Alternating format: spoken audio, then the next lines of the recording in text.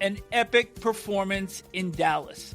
Welcome to NHL Wraparound Stanley Cupdate for Sunday, May 4th, 2025.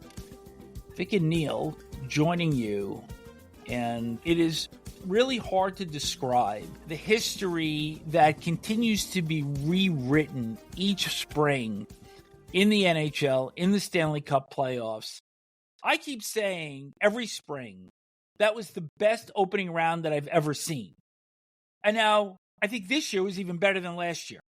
This year is one of the best I remember seeing in a long, long time. On Saturday night, we saw a performance for the ages in the third period, authored by Mikko Rantanen. Yes, and revenge is very sweet. So let's recap this now. Stars win the series by beating Colorado 4-2. They will face the winner of Sunday's seventh game between Winnipeg and St. Louis. Both Miro Heiskanen and Jason Robertson remained out, so they missed the entire series. And a little other sidebar not going in was that Peter DeBoer was 8-0 in Game 7s. Jared Bednar 0-3, but you drop the puck. All that goes out the window, or so we thought. But the first period, I thought the pace was good, but there still wasn't a lot of space. The chances were at a premium, and the best chance of the opening stanza for either team to get on the board was a 4-minute Colorado power play because of a double minor high sticking penalty to Jamie Benn, and the Avs couldn't do anything with it. No, they couldn't, and that was surprising. They just didn't do anything in a 4-minute power play, which you thought they would just pounce on that in the first period, but Dallas did a great job of killing it off. I thought the period itself was somewhat underwhelming, just from an excitement perspective. I think because of what you said. I mean, it was clogged everywhere. There was no room on the ice to get anything going. Teams were playing perfectly in that first period to shut down the opposition.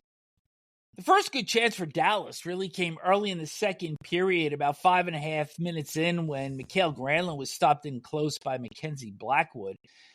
And then Blackwood later had to make a couple of good saves on Wyatt Johnston and Jamie Benn. But the opening goal came midway through the second, shorthanded by Josh Manson, of all people. And this came off an offensive zone turnover by Rupe Hintz on the zone entry. Great breakup by Logan O'Connor, who I thought was one of the best Avalanche players throughout this series. He beat Thomas Harley down the left wing board, stopped, and then hit Manson, who beat all of the Dallas forwards up the ice. And Manson jumped on what he saw as an opportunity. Manson, not known as a Cale Makar, shall we say. Great instincts to jump up there and jump on that shorthanded opportunity. Jay Gottinger stopped Yoel Kiviranta with about 5:30 left in the second. And that kept the game 1-0 at the time. But Dallas was generating nothing for the better part of two periods. They had one shot on goal for the last 13 minutes of the second, 10 shots through two periods. So even though it was 1-0, the lead almost felt bigger going into that second intermission. It sure did. It didn't look like Dallas had a chance in this game to pull it out. And then it looked like they had less of a chance 31 seconds into the third period because on a delayed penalty, Nathan McKinnon came off the bench, accepted a pass, moved in, and makes it 2-0. American Airlines Center went flat. Felt like this series was over. It sure did. And he did it in a way that only McKinnon can do it, which comes off the bench like a bull in a china shop, grabs the puck, wheels his way through everybody and scores. And it looked like 2-0 Colorado. Here we go. It's going to end up being Colorado facing either Winnipeg or St. Louis. But before we do the deeper dive into Rantanen, you sat in the Meadowlands Arena, Game 6, May 25th, 1994. And you saw a Rangers team that was flat at that time. the way things can change in sports. And I think Kevin Lowe put it best. And he said it in that wonderful documentary, Boys on the Bus, that if you could see momentum turning, meaning if you're the team that is about to get schooled, if you could see momentum changing, you would certainly do something to step out in front of it in advance. Yeah, you sure would. Momentum is an incredible thing. It's not something you can touch. It's not something that you can create. It just happens. I think in the end game, momentum is as good as the first 6 letters. Yes, that's true. The moment. So here we go. Mikko Rantanen is on his off wing, patient play, waits for everybody to pass by, gets Dallas on the board with a shot from the slot, and now there's juice in the building again. What are you thinking at that point? Like, just, okay, it's one goal, or here it comes? I'm just thinking it's just one goal because I'm thinking that Colorado has the deeper team anyway, and that Colorado is still going to prevail because they're so deep. Over 6 minutes left. Beastly move by Rantanen on his forehand. Goes for the wraparound. It banks in off Sam Girard's skate, and we're even. So, you talk about some of the fluky bounces that went against Dallas in Game 6. Things managed to even themselves out, don't they? Yeah, and this one was really tough because he's trying to do a wraparound, but he didn't even get close to doing a wraparound. It went off of his stick and was going across the crease when it hit Girard's skate and banked into the net. The fact that he was trying to do that and that somehow it went in still made it a great goal. With 4:13 left, Jack Drury took down Tyler Seguin. I think there was some debate as to whether or not this should have been called, particularly late in the game. It looked like a penalty from my seat. Oh, it was a penalty. There's no doubt about that. 17 seconds later, Wyatt Johnston. Remember that name yesterday? Wyatt Johnston. Yeah, I do. Scores on the power play from Matt Duchene and Rantanen. What impressed me about this goal was not only the sharp angle that the shot was taken from, but the discipline that Johnston had to get to a knee and get his blade squared to accept that pass, because that was not an easy pass to handle. No, but he is a talented guy and has great abilities, and he's going to be a huge part of what Dallas does in this next round. A couple of ironic pieces here is that Drury was in the first part of the Rantanen deals because he was exchanged for Rantanen when Mikko went to Carolina. And Wyatt Johnston, a combined -7 in Game 6 and 7, but still manages to get the go-ahead goal. So all is forgotten. Hey, I said ride the horse yesterday. Well, it was a Kentucky Derby. Yes, it was. And I didn't even realize that when I made that comment. Anyway, Rantanen scores an empty net goal to complete his hat trick. 11 points in the last 3 games of this series. The Stars win 3 out of their 4 games to advance after trailing after 2 periods. And the Avalanche drop their 7th straight Game 7. I think maybe that could be muted a little bit because they did win the Stanley Cup in 2022. But nonetheless, boy, this has to hurt. You've got a 2-0 lead. You've let stuff get away. They lost 2 overtime games in this series. I mean, there are more what-ifs in this series for Colorado than probably the Kings against the Oilers. Well, and imagine the charter flight for the Colorado Avalanche from Dallas to Denver after that game. I'm saying, how could Cale Makar and Nathan MacKinnon have lost? You've been on flights like that. Of course I have. When the loss is beyond painful. I mean, what goes on in a plane when Nothing. that happens? It's Is totally it just quiet. Dead silence? Dead silence. Yeah. The You're entire just flight, quiet. or the guys loosen up at some point? No, not really. I don't think they do because the flights aren't that long, at least the ones that you take from Pittsburgh to New York, which is where the most pain we felt. in 1992. And then again in 1997, when we got knocked out by Philadelphia. That was kind of painful too. But it's quiet. It's quiet. You don't have much to say. And then I'm sure as soon as they get back, the players all go out and have a few beers, or more than a few. And lament what could have been. But for Rantanen, what an epic performance. And he was so classy in victory because there wasn't this braggadocio moment that, haha, I got you. That's the revenge for trading me when I really didn't want to get traded. And I thought he was gracious during the handshake line. The hugs were so heartfelt.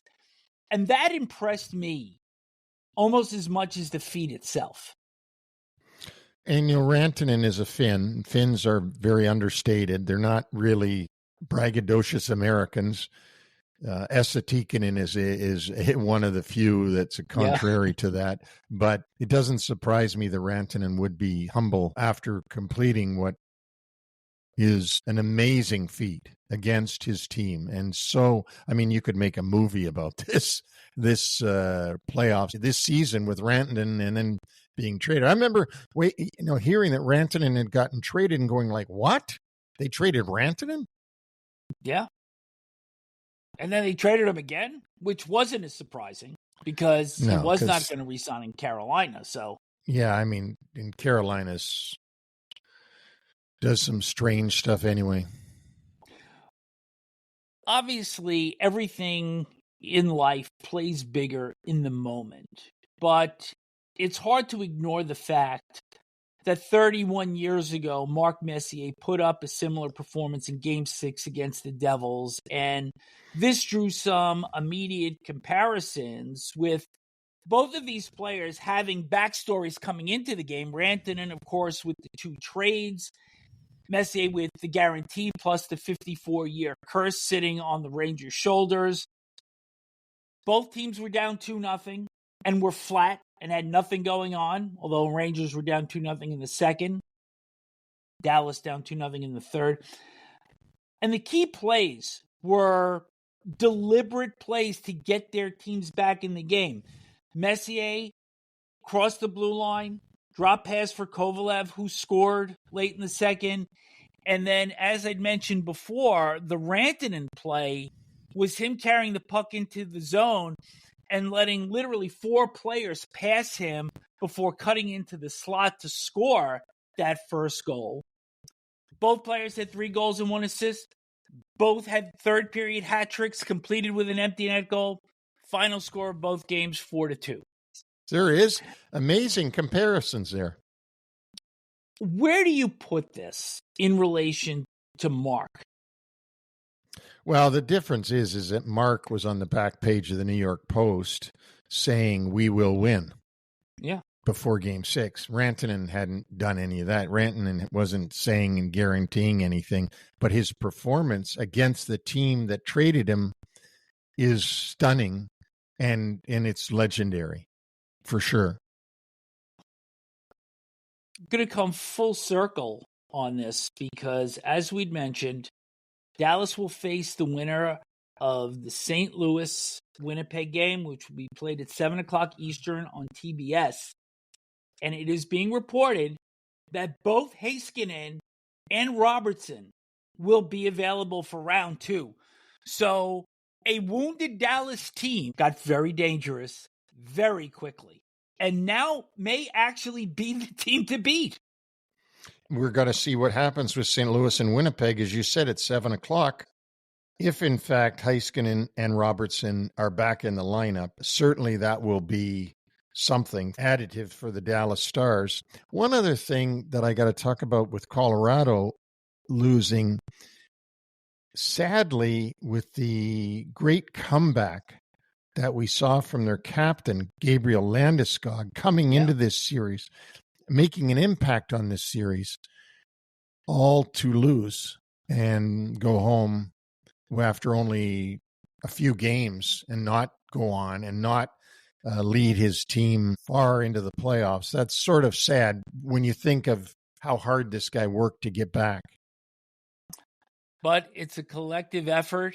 And unfortunately, they don't give you marks for the gallant effort and all the work that was put in to get back. I mean, sports is a cruel thing. Don't I know it? You do. So let's touch on Sunday's game in Winnipeg. Mark Scheifele expected to be a game-time decision. But just from a strategic standpoint, and you had said it yesterday, I believe Winnipeg has to score first. They've got to forecheck hard in this game.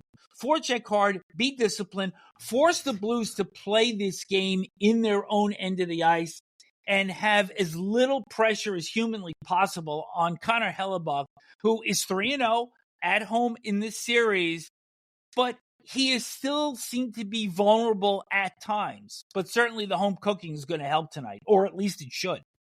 Well, it should, because the history shows that they've been really good at home, and they're going to have that raucous crowd in the whiteout behind them. And for their sake, hopefully that will propel them to be all over St. Louis. But St. Louis is showing to be such a scrappy bunch. They're almost Florida-like, right? Of Florida 3 years ago, when all of a sudden they were the 8th seed, Florida that is, beats the President's Trophy winning Boston Bruins. St. Louis could beat the President's Trophy Winnipeg Jets, and goes on to all the way through to the final. St. Louis reminds me of that team. We'll see if it all comes to an end and Winnipeg does what Winnipeg should do as the number 1 seed, or St. Louis continues to try to be this year's Panthers. I asked you this question yesterday, and I'm going to ask you again for this game. I mean, one player from each team that you're looking at that has to step up in order for their team to prevail to the next round to meet Dallas. Well, it's easy to say the goaltenders. I mean, Binnington's got to play the same way he's been playing because he's shut them down. Binnington is really important for St. Louis. He's been their best player. He's got to continue to be their best player. And on the other end, you know, it would be easy for me to say Hellebuck's got to get back to his game, but then I'm just calling the 2 goalies. So obviously Hellebuck has to get back to a better game than he's been playing, but I will go with Kyle Connor and say that Kyle Connor has to do what Kyle Connor does, which is put pucks in the net and put the first puck in the net, hopefully for Winnipeg. I'm going to look at Nikolai Ehlers for Winnipeg and Jordan Kyrou for the Blues, who's only scored 2 goals in this series. And I think that we've seen a lot of other players step up, Buchnevich, Robert Thomas, Braden Shen. And I think it's now time for Kyrou to step up if the Blues are going to advance. But the one thing that I'm really looking forward to at the end of this physical, vicious, nasty series are the Shen brothers meeting at center ice after this one's done. Yeah, that'll be fun to see that. And we've had brothers have fights in the NHL. I have no doubt that if Ottawa and Florida could get into a series against each other, that we'd see a Tkachuk on Tkachuk fight. No doubt about that. Yes, but we'll get into that tomorrow on Wraparound when Craig Button joins us. And apparently Matthew is soliciting Brady for some tips on the Maple Leafs. Well, I'm sure that's happening. I'm sure that's what goes on, and I'm sure that the coaching staff of Paul Maurice and his group are tapping in to get Ottawa's intel on Toronto. But don't forget that Toronto has Stolarz, EkmanLarsson, and Lorentz that played on that Panthers Cup winning team last year. So cuts both ways. For sure. Well, but that's what goes on in the playoffs. And the teams that got defeated do help the next team going against the team that defeated them. I mean, that's just how hockey people are. Florida and Toronto will kick off their series Monday, 8 o'clock on ESPN. And remember how you said that you would bet my last bottom dollar that Edmonton and Vegas would open on Monday? Remember that? Yeah. Yeah, well, it's not happening. They won't open until Tuesday. at 9:30 on ESPN, and that game will be preceded by the first game of the Carolina-Washington series. Expect Dallas and Winnipeg or St. Louis to open on Wednesday. Okay. And now it is time for This Day in Stanley Cup History. Thank you. On this date, May 4th, 2009, Game 2 of the Eastern semifinals, both Alexander Ovechkin and Sidney Crosby have hat tricks in a 4-3 Caps win that gave the Caps a 2-0 series lead, which the Pens came back to win in 7 en route to the Stanley Cup. Wow. In 2000, Keith Primo scored at 12:01 of the fifth overtime to give the Flyers a 2-1 win to tie the East Semi at 2 games apiece. The Flyers would go on to win this series in 6. Ron Tugnut made 70 saves for Pittsburgh, and our buddy Brian Boucher 57 for Philadelphia. Amazing. When you think of the amount of work that is for a goaltender to play 8 periods. And that was the third longest game in NHL history, only behind the Detroit Red Wings and Montreal Maroons in 1936 and the Bruins and Maple Leafs in 1933. And that wraps up Stanley Cup Date for May 4th. Please join us on NHL Wraparound on Monday when Craig Button joins us again to preview the second round of the Stanley Cup playoffs. We'll speak to you then.